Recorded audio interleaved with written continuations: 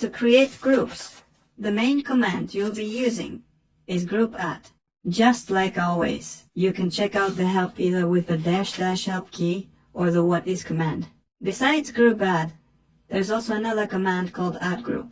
So, just like with creating users, you have your main command, and then there's a wrapper script. In this case, group_add is the core command that's found in all Linux distributions, while add_group might not be available in every single one.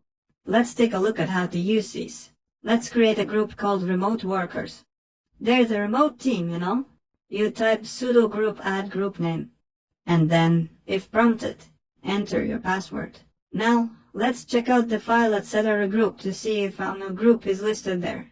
The tail command is enough for us to check the last 10 entries. And there it is, our new group, remote workers, with a gate of 1006. But wait, no one's in the group yet. We need to add some users to it. We already know how to do that. We can use the usermod command with the -a and -g options.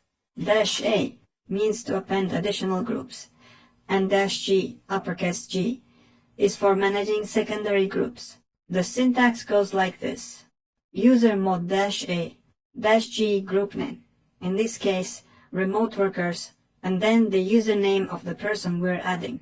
Oh, we can't add smiley girl because we already removed that user. Let's add someone else instead. How about sales guy? We'll also throw an outgoing HR and IT guy.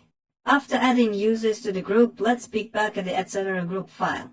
And we can see that the usernames are now added to the line for the group. You can also use the groups command and type in a username to see a list of their groups and confirm that remote workers is now part of those users. When you want to delete a group, you use the groupdel command. You already know how to check the help for this. Using the command is pretty straightforward. Just type sudo groupdel group name. And that's it. The group is gone from the machine.